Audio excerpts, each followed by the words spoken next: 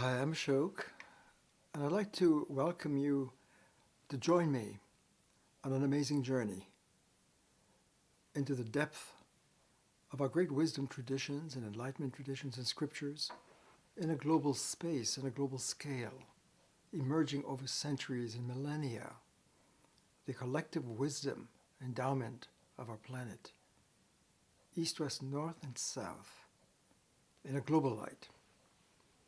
There's something deeply missing in what we've seen when we look at our great wisdom teachings. Whether we go into the depth of the great Yahweh tradition, Judaism, opening up with Abraham and Moses, the Christ tradition with Jesus, the Allah tradition with Muhammad, or go eastward to Buddha and the great Buddha teachings and enlightenment of Buddha, the Vedanta of the Om tradition of the great yogis in, say, the Bhagavad Gita, in the quest to awaken the self, into the Om space of entering the technology of yoga, or going eastward further into the depth of the classical Chinese wisdom of Lao Tzu, the Tao Te Ching, of teachings of the Tao. Whatever we name, we use. You go into the classical Greek traditions, the origins of the European tradition, in the Logos, with Socrates, Plato, and Aristotle, and these great geniuses opening up the space of the Logos, the name in the Greek origins for the fundamental reality and the light of the mind, of reason, of word, of thought and language and speech, is coming out of the LogoSophia. Sophia is the embodiment of this wisdom and the feminine energy. Philosophy, philosophia is a love of Sophia. All of these great traditions, Yahweh, Allah, Om, Tao, Buddha's Dharma or Shunyata, and Muhammad and Allah, all of these are calling out to the great first teachings across our planet through the ages. And when we look at them separately and individually, each is magnificent in their own rights. But have we been able to look at them together and to realize that they're all calling humans across the planet, whatever orientation, to see that there's something first, whatever name we use. It is a deep field of reality. In early Greek philosophy, Aristotle called it first philosophy. And what does that mean, first? It means that there's something primal. Reality is so profound and original that everything else is coming from it. You can call it being, you could call it Om, you could call it Yahweh, Allah, Tao, Chi, whatever name we use for this fundamental first. It has been seen beyond any doubt that it must be infinite. It cannot be finitized. We can't draw a boundary around it. And that's first philosophy.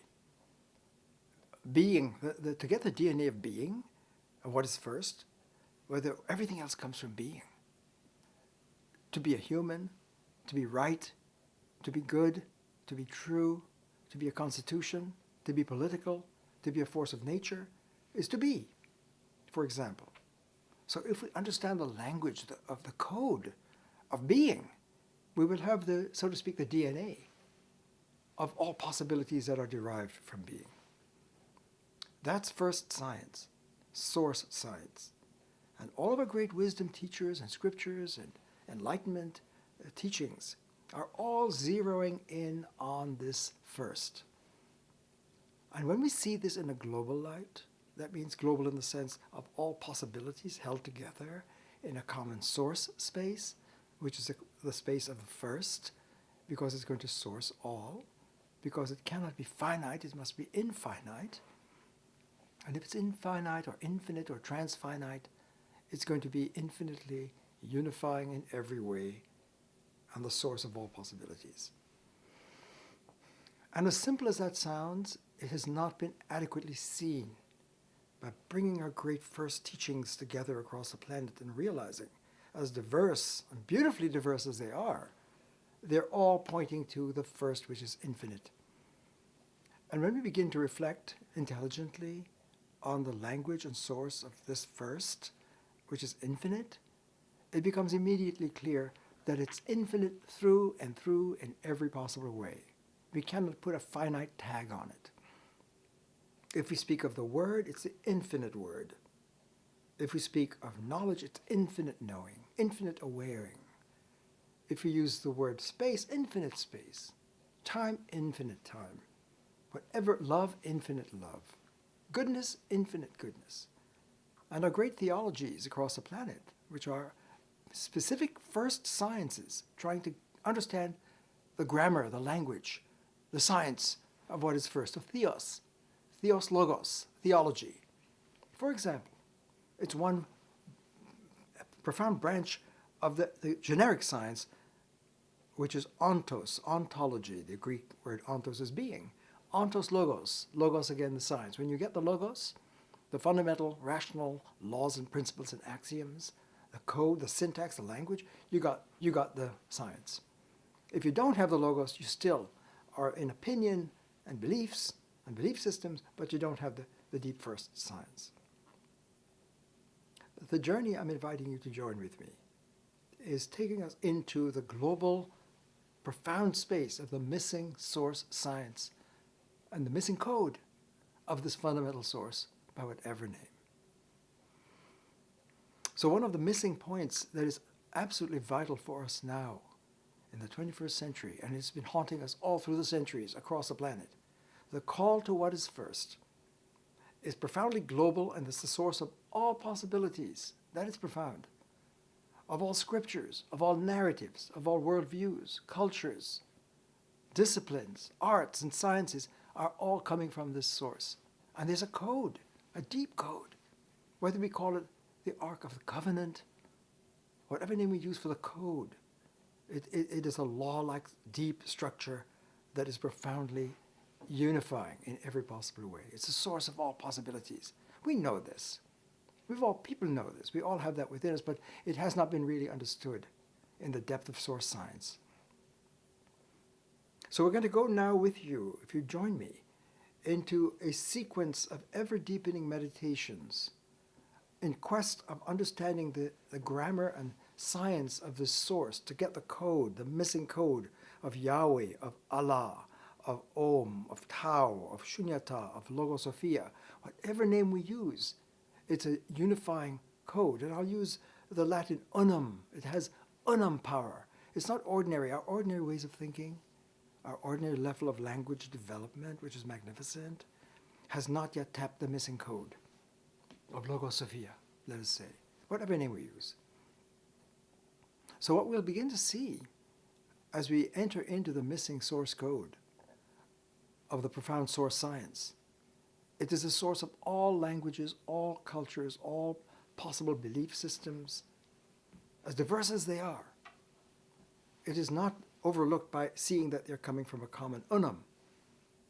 And the word in the Latin is unum pluribus, this infinite unifying force, which was so infinitely unifying, cannot be broken.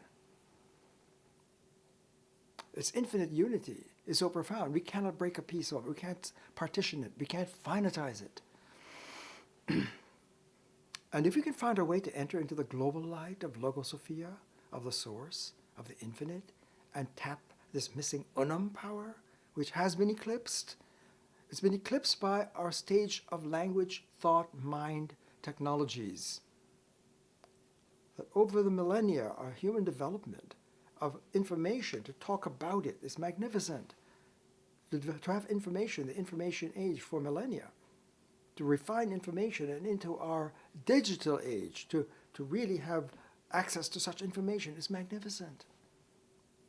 But we haven't seen, in light of our global enlightenment, wisdom, and scriptures, that all of these great teachings are pioneering portals into the source, the infinite unum, the unifying force, where we can feel and see and experience the deep links across all borders. That's when we become truly human. And if we're cut off from that and severed, which is what our ordinary ways of thinking does do, then we're going to find we're in deep suffering and human dysfunction, as our great teachers have seen. When Buddha, for example, was enlightened and seeking urgently to see why is it that our human life is a suffering life. To exist is to suffer. He wanted to get the science and to get the medicine. So Buddha was a medical ontologist. Ontology is a science of the first. It's a science of our being. And if our being is broken, if we eclipse from our source of ourselves and each other and reality, which is deep ontology, then we're going to be in dysfunction and premature and underdeveloped and not fully human and suffering in all kinds of abysmal existential ways. Because it's when we enter into the source that our being is lit up with intelligence and reason and fulfillment. And that's a place of life, liberty, freedom, well-being. If we're severed from being, we're going to have ill-being. But that is the human condition across the planet, dominated by patterns of thinking that our great teachers saw were holding us back and deforming us. And our information can be disinformation if seen in source light of the missing source code of LogoSophia. So in some kind of deep irony of our evolutionary journey, as great as our information, intelligence, and literacy are, and it is great to be in this information, talk about it, we're using a mind operating process that our great teachers are nosing and calling out in different ways, but we have not been able to see it sufficiently. So as we move into this meditative journey together, we will begin to see, as we listen to these great teachers and scriptures and enlightenment teachings, that they echo one another in calling us through portals into the source, tapping the missing source code to get to the source science, which is all important for us humans in the quest for well-being. It's medical. Medical ontology is the heart of wisdom and scripture and enlightenment. So back to Buddha's example, for example, we could look at Abraham's struggle, we could look at Moses, we could look at Muhammad, we could look at Jesus, we could look at Lord Krishna, we could look at Lao Tzu, we could look at Socrates, just to pick out a few examples. And although they may seem to be male rather than female, they are lovers of Sophia, and they're serving Sophia, the infinite embodiment of wisdom. So that it's important to see that philosophy is a love of Sophia, the love of the first, the love of source. And whoever are teachers of the source and pioneers are in that space. So I don't want you to be put off by calling out these examples, and feeling in any way put off by that, because it's open opportunity for all humans to tap the source code.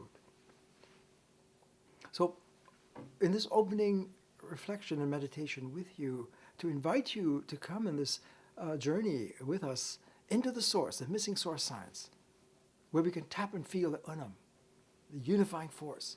We can't see it from our dominant current patterns of talking about it. You can't talk about it.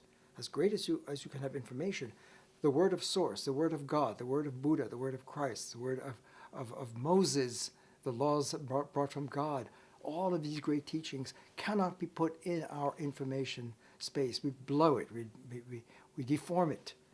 The higher word cannot be downloaded into our dominant technology of talking about it. We have to upscript into the source code. So this is deep and serious. And I'm suggesting it's new. We haven't seen it in a global light. And because we haven't entered a global light, which is this unum space, and we need the code to get into the global space. And the irony is that if we're decoded, we can't see and get the code of our great teachers. We can't listen to Moses. We can't see the depth of Abraham. We can't understand when Jesus says, I am the way, the truth, and the life. He is the code. And he's calling everyday people who are cut off in sin or whatever condition, which is being desourced, cut off from the source. We can't hear the code. And we can't process and download it to where we are to get the code. It's not a story in the way we narrate our stories. So the gospel, it's not a story information. It's trans-informational. We have to enter into the way, into the source, into the logos, into the Christ code, the Buddha code, the Om code. And it's remarkable if we step back and listen to these great teachings in all of their diversity. There's a stunning convergence on the call to enter into what is first and to let go of stages of development, as important as they are in our human journey. They can eclipse us from more direct access to the source of who we are. A source sapiens. Homo sapiens, Logos sapiens. We are Logos sapiens, source sapiens.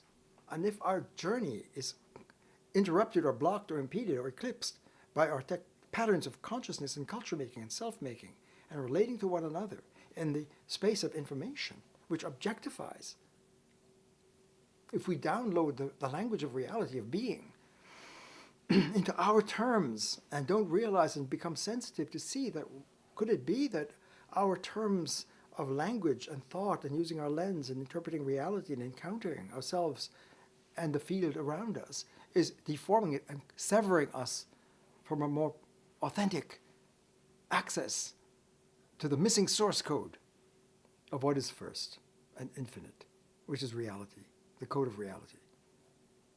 Sanity is being in touch with reality. And if we're cut off, then we're going to be in some form of misinformation, delusion, whatever name we use, from an ontological point of view. And if we could open up the global space of what is first and begin to open the code of the unum, pluribus, and this is one of the most simple points imaginable, because once we see that the infinite cannot be pushed away, the infinite source is infinitely here. It's basic ABC ontology, first philosophy science, source science. Elementary, simple, powerful truths of source science is that the infinite is infinite in every possible way and cannot be pushed away, and therefore it permeates us in our every breath, in every thought, in every language, word, any utterance. Any thought we have is being sourced by the source. Basic science. And it's stunning to realize that if the infinite, seen in a global light, in terms of the source code, of the unum power, makes it abundantly clear that we cannot push the infinite away. We can't break it. We can't separate it. We can't fragment it. We can't reduce it. We can't name it. We can't capture it. It surrounds us and sources our every breath. Anything we see, anything we say, any whatever moment of experience that we are conscious is evidence that we're being sourced. And that means the source, the infinite force, permeates us in every possible way. And this is sacred space. But if we're cut off from that, there's abysmal dysfunction and forms of violence and objectification and slashing the source itself. We don't have to use God words, but if we call it Yahweh or Allah or God, Brahman, whatever name we use for infinite spirit, we're slashing source. To be desourced is to violently slash source with our consciousness and the codes that dominate our cultures, our religions, our worldviews, in whatever ontological orientation we're in. And that's an abysmal form of violence. And if we call it sin, sin is a slash against the source. Samsara, the name of the East, it is being cut off from access to the source, which is the space of the Buddha, the space of Om, the space of nirvana, of human well-being, of flourishing, of becoming an awakened self. If we use a Logos code for the name for the source and pick up the trail with Socrates, who was drinking hemlock because he understood and challenging the culture around him that we're not in the Logos, we're not in wisdom. He may not have had the answers, but he saw that we were not in wisdom. We're living in caves.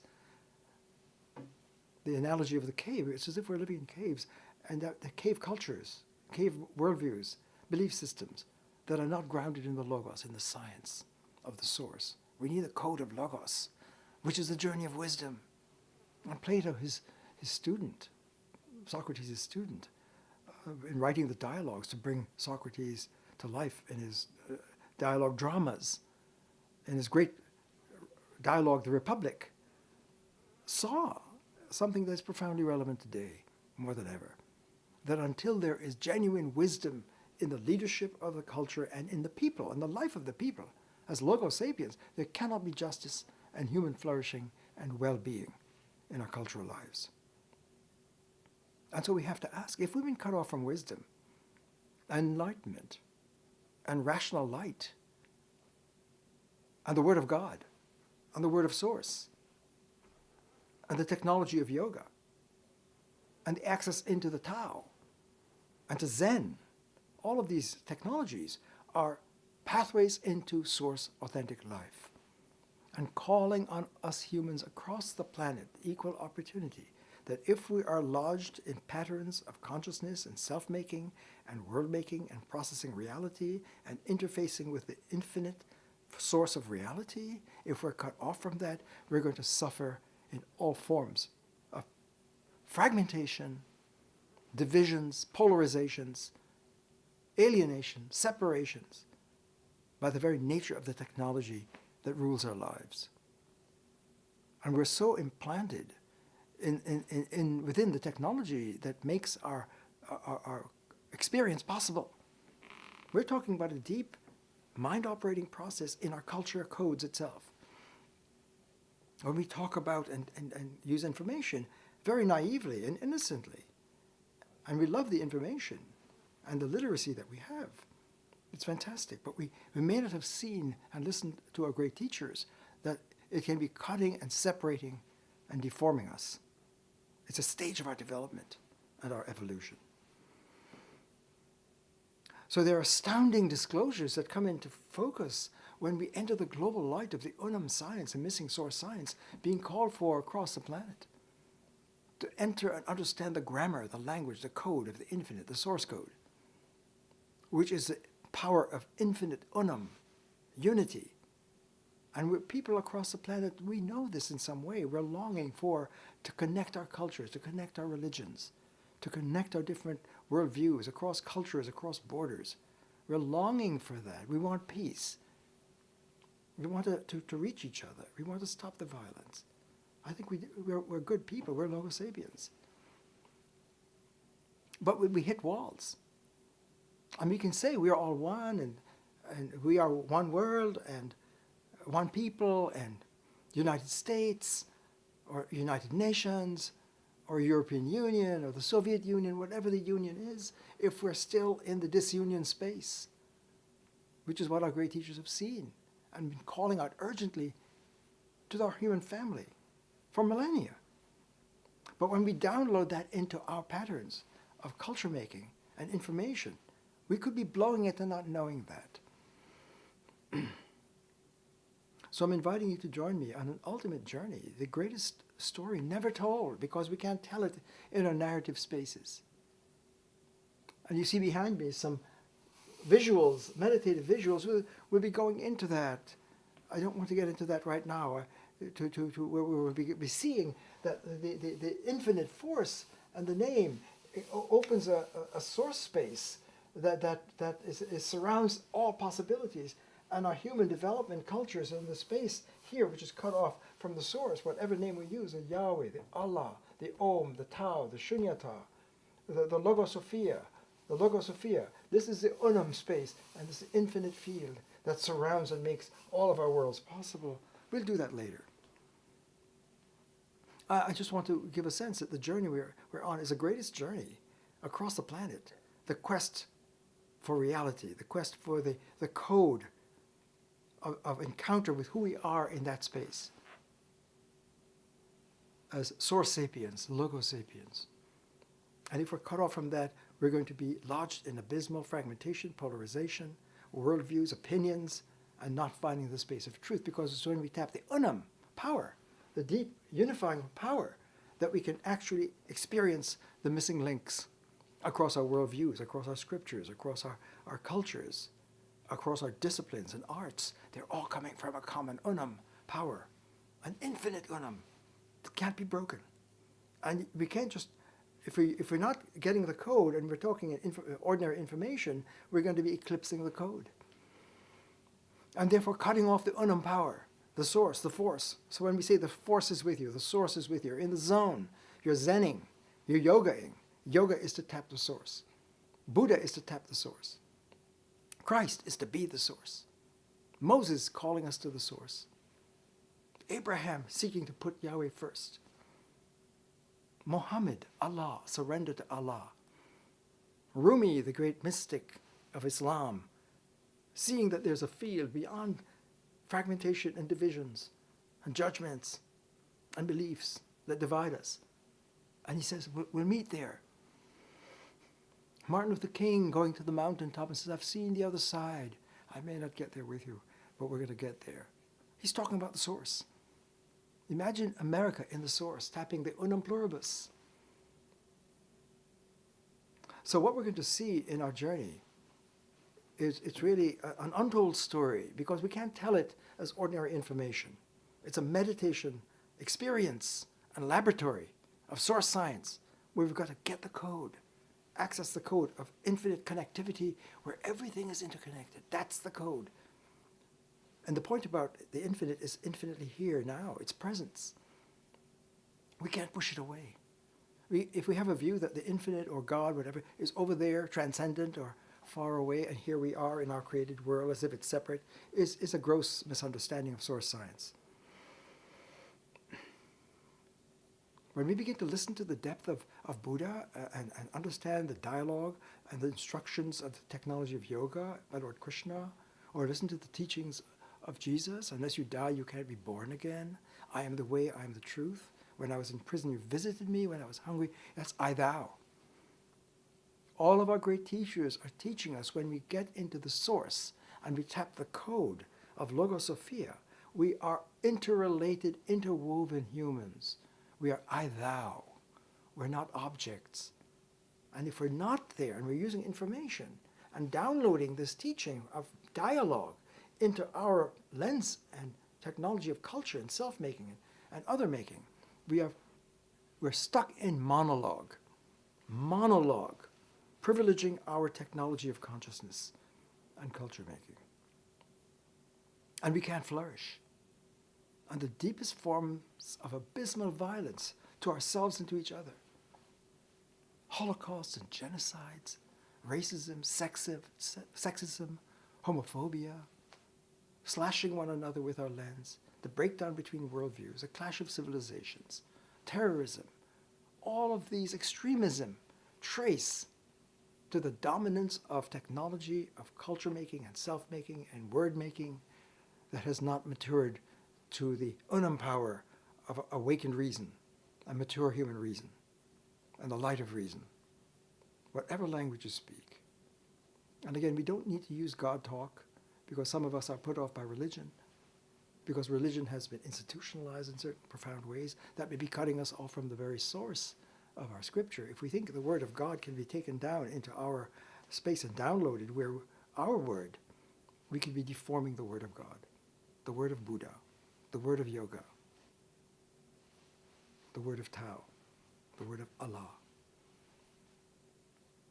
So the journey, I'm inviting you to come with us, will be a sequence and series of ever-deepening meditations to break out of the information pattern of thinking and downloading there and seek to go into the missing code of the source science. Come with me and let's do first philosophy, source science, the missing science, the science of all sciences that has been called out by our great teachers across the planet, first philosophers, pioneers into the source. And if you could enter that global light of unum pluribus and tap the code of the source reality by whatever name, we'll begin to experience the deep interconnectivity of all of our diverse scattered cultures, religions, narratives, worldviews, belief systems that we know is there. But we need to break the barrier of a monocentric, egocentric, dominant patterns of thinking. So in our first deep movement, let's just think of a series of movements as if we're in a symphony.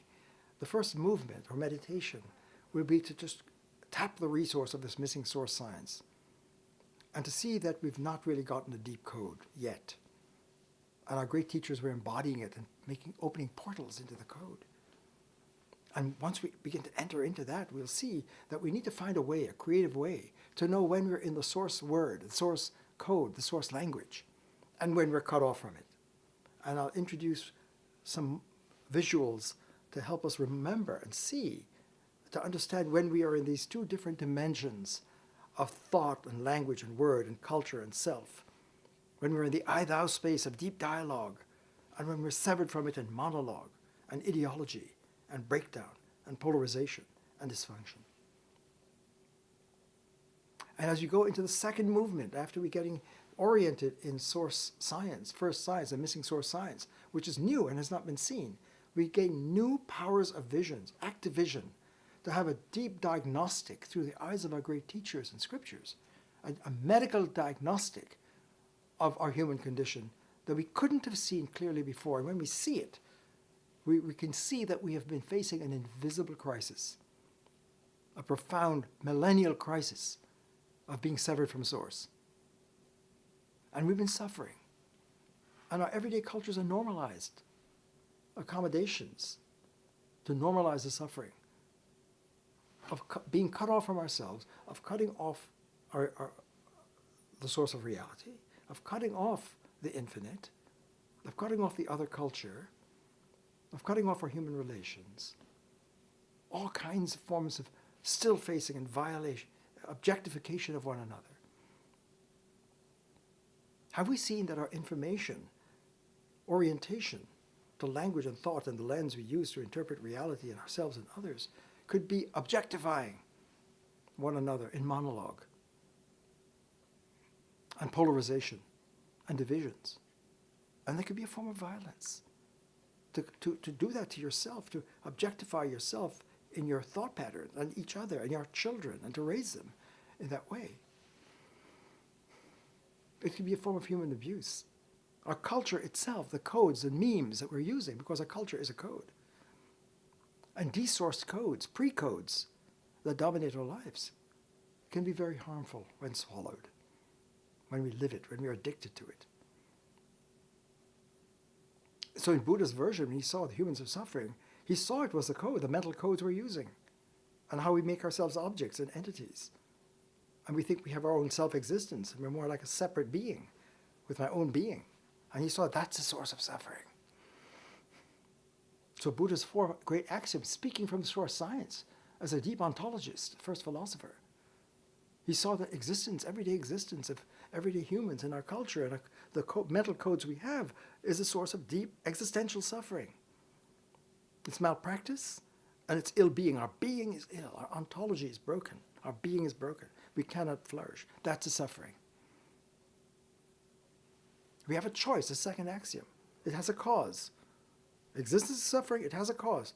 The cause is the motherboard that we don't see, that is shaping our lives and objectifying ourselves and others and cutting us off from reality.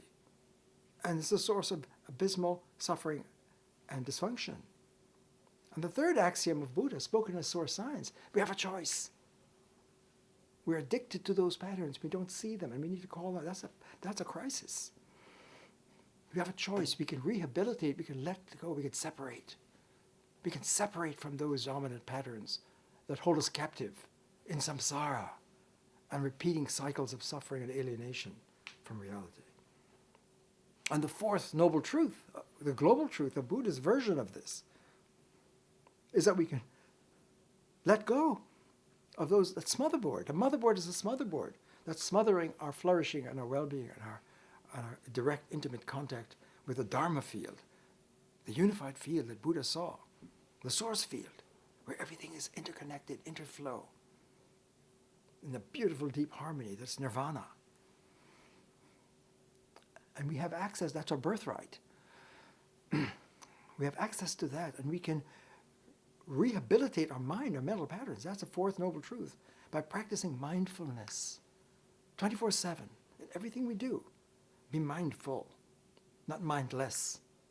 Don't be trapped by those mental patterns, but let them go. Surrender them and upscript, rise into the script of the Dharma, the Buddha law and science of the fundamental field of reality. That's Buddha's version of the ontological medicine of going from ill-being to well-being.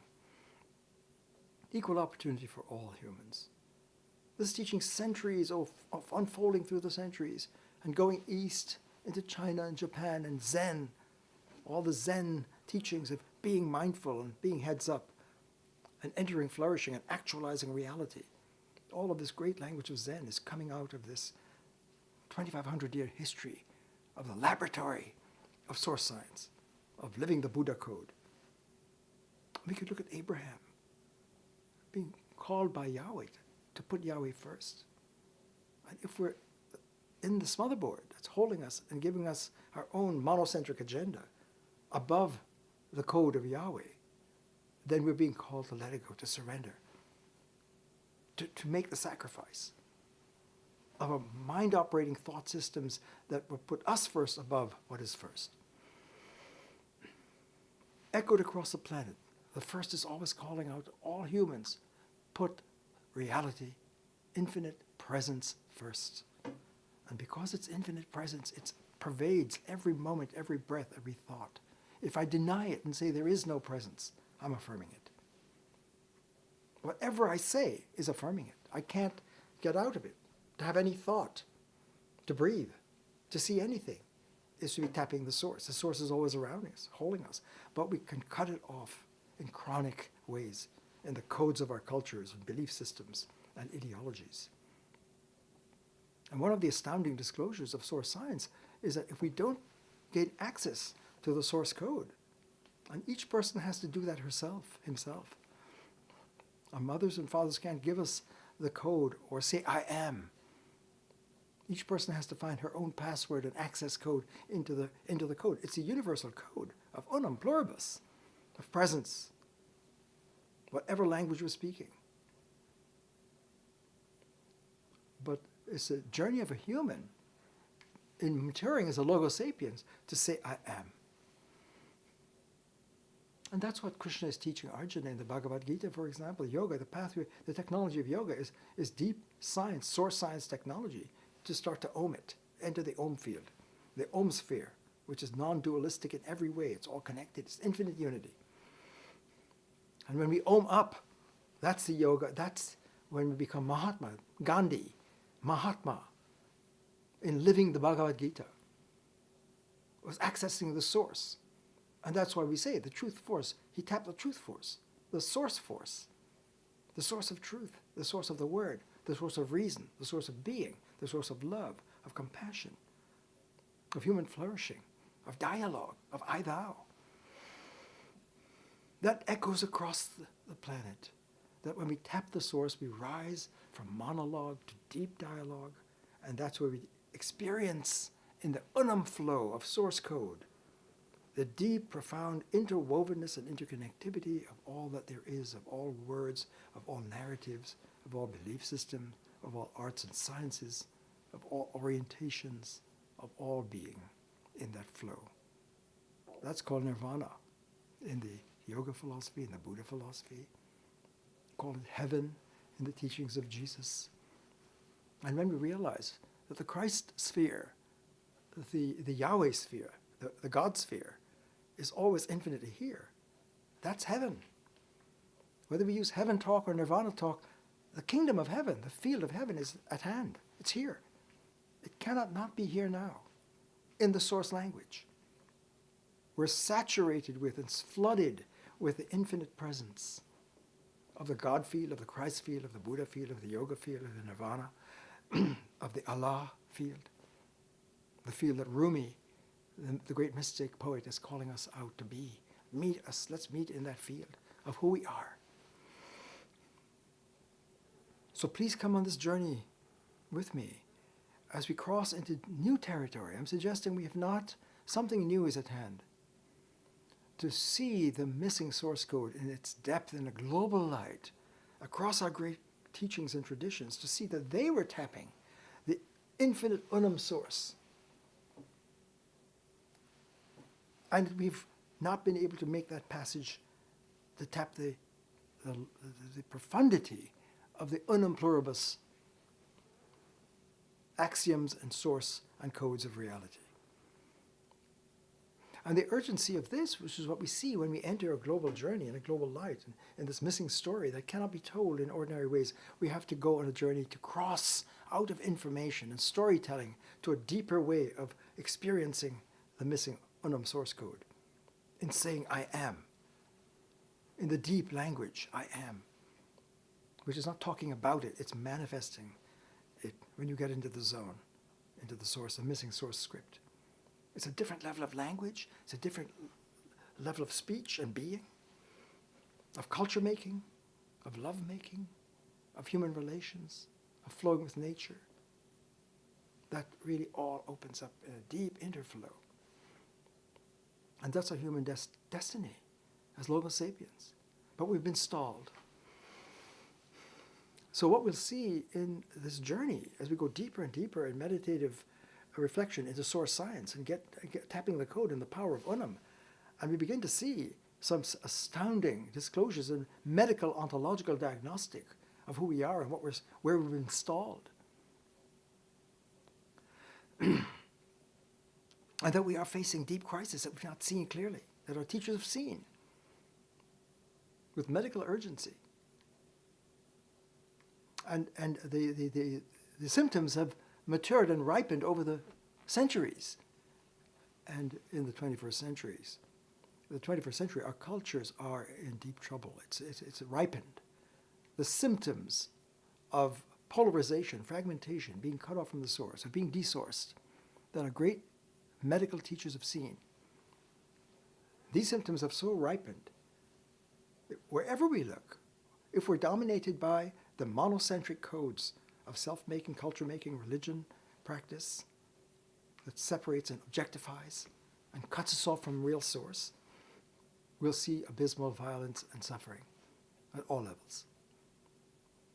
So after we open up the source science in the first deep movement to get oriented to something new that we've not seen before in a global light, the depth of the unum code that's been missing, and to begin to see in that light why gaining access to the unum pluribus force of the code is all important for thrival, for survival, for our cultures to flourish, for democracy to live, for there to be justice in the life of our human family, love and compassion, ethics, reason, the depth of science, all blossoms when you enter into the missing source code.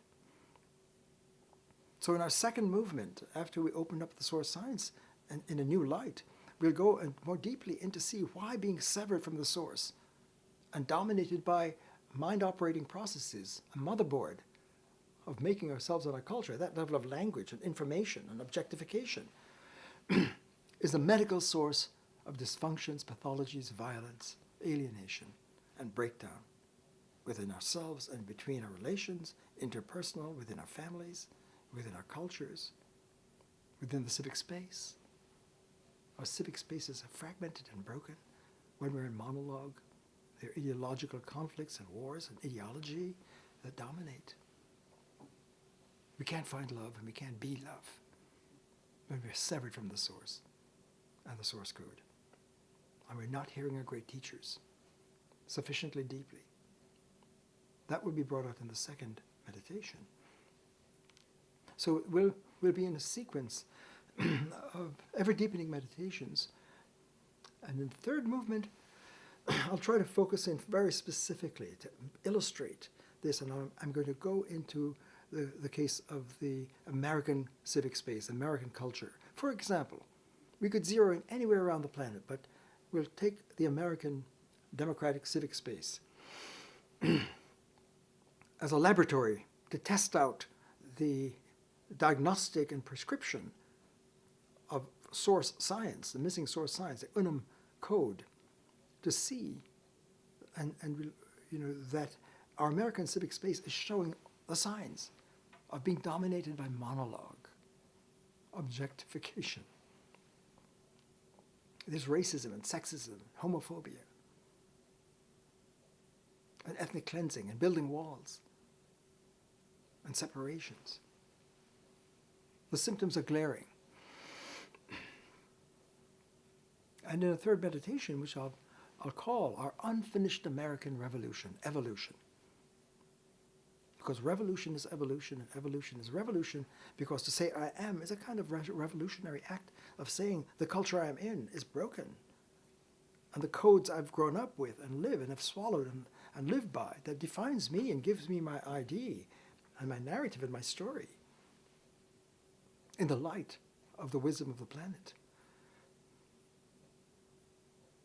shows that I must step back and separate from that. So we will have seen by now, by looking at our great teachings, they're all calling us in one way and another to recognize that the dominant patterns of everyday life are pernicious and pathological and slashing the source and each other in monologue.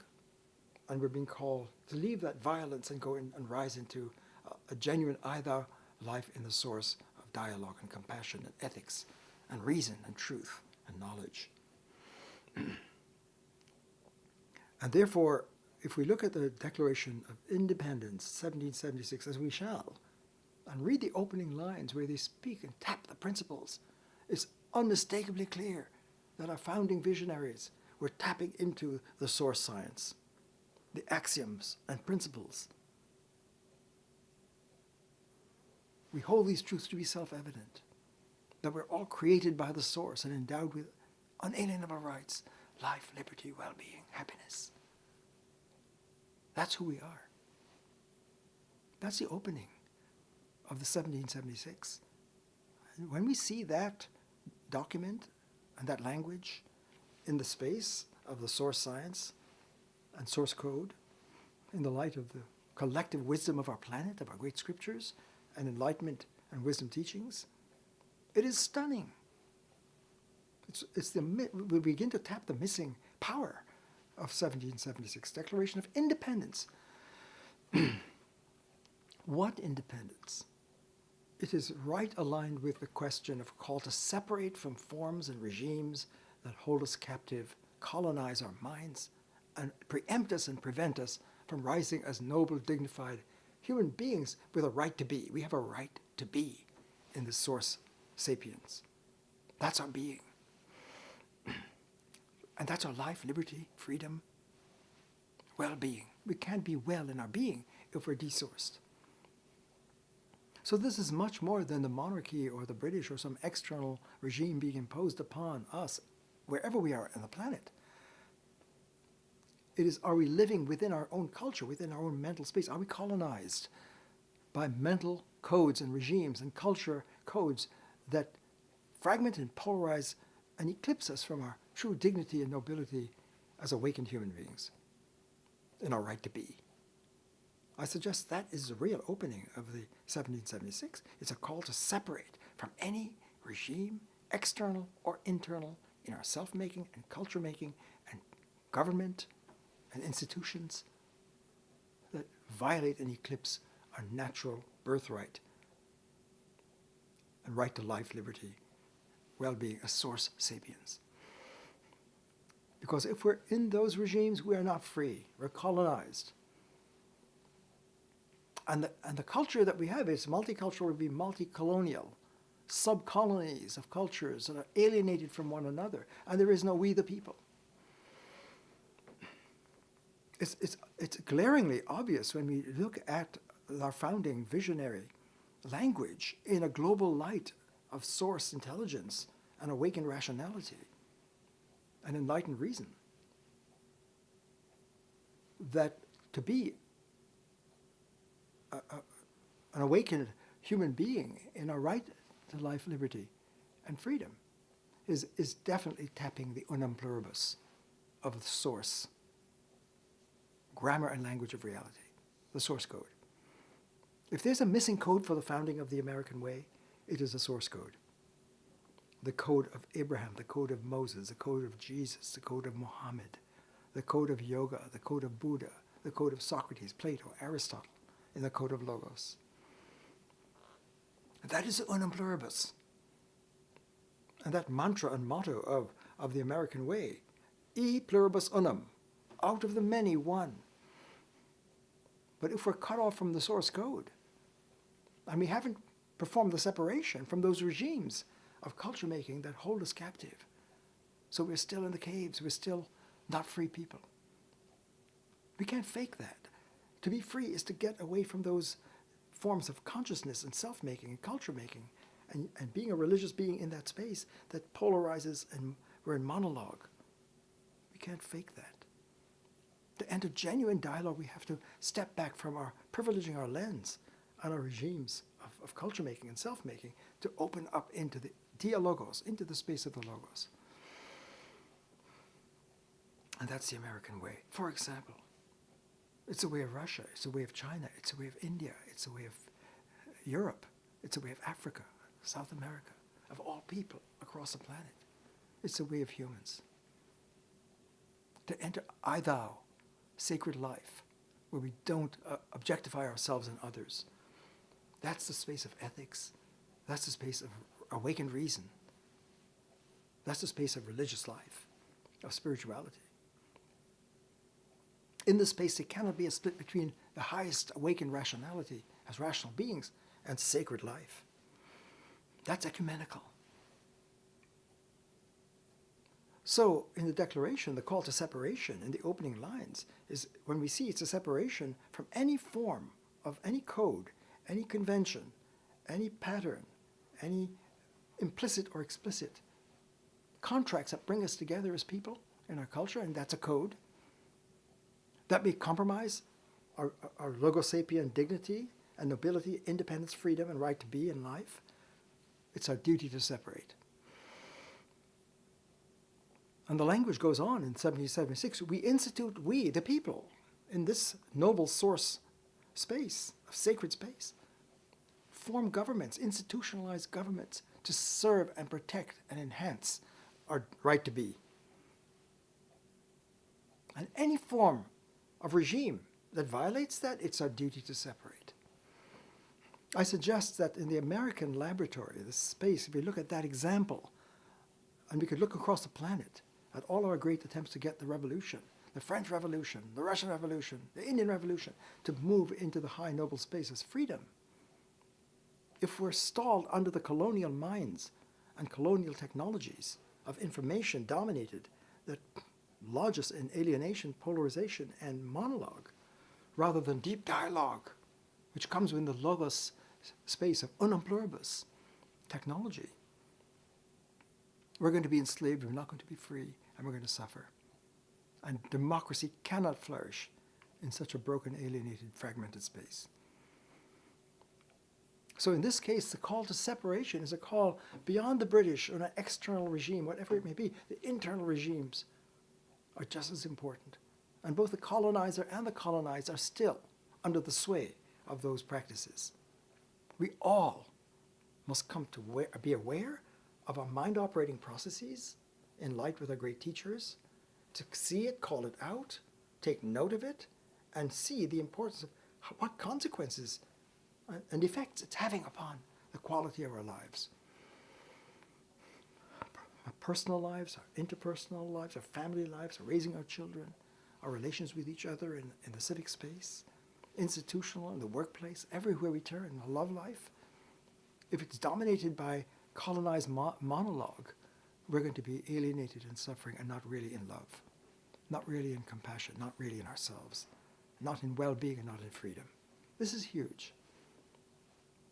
So in our third movement, we'll go deeply into that laboratory as an example, but for every human on the planet, for us each to ask, when we look at the person in the mirror, in the source mirror, in the light of global wisdom and enlightenment, with a source code, who am I?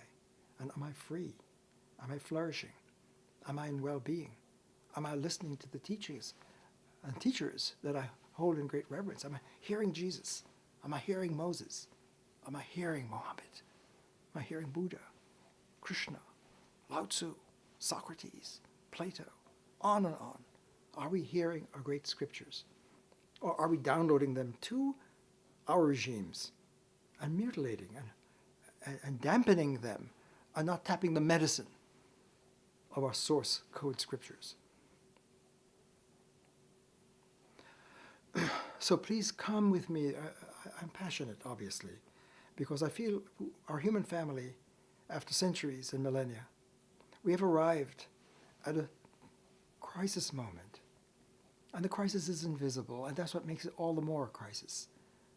Because we'll see as we go deeper into our meditative journey that if we are trying to diagnose what's wrong, we know that something is wrong. Within that space of monologue, we can't see it. We can't see the depth of the crisis because it's the monologue technologies that are at the source of so much of our dysfunctions and pathologies. So true activism, to really enter activism, is to really call that out, call out the motherboards and smotherboards that are dominating us so that we can rise into flourishing lives of deep dialogue in the LogoSophia, whatever name we use. That's our journey. And we're at a crisis point now where our cultures are impaired and activism is stymied. As great as our efforts and our intentions, we obviously are hitting walls. We're not getting it. I'm suggesting we're not tapping the medicine and the teachings and the voltage of our great scriptures and teachers through the centuries. And we haven't really gotten access to the unum code, unum pluribus code, that is at the heart of all of these wisdom teachings that make it clear that the infinite is infinitely here right now. And we can't encounter it, we can't feel it. We're desensitized, we're cut off, we're anesthetized, we're calloused in monologue. And we need to thaw and wake up and listen to these teachings and tap our source code and say I am and live life 24/7 in the awakened, compassionate space of being a logosapien human. And the time is now. And I invite you to join me on this journey because I suggest that if you stay with me in the ever-deepening sequence of meditations into source science, in light of our great scriptures and enlightenment teachings and wisdom teachings through the ages, there's no way we cannot see that we're under smotherboards that are holding us captive, that our activism is stalled, that the best efforts of our greatest teachers now and life coaches and self-help to trying to give us the information of wisdom and enlightenment and spirituality in that space, it gets neutralized. As great as it is, if our wisdom teachers are not calling out the motherboard that dominates our lives, but are speaking unwittingly into that space, they're not helping us get out of it. And that'll become clear. It will become clear that we really have access to profound activism, where each person has the right and the power and the duty to say, I am, in the source code. To find her source code, to tap it, to embody it, to call it out, to call it in, and perform it. That is the unfinished human evolution and revolution for all of us. So join me on this journey, and all the best.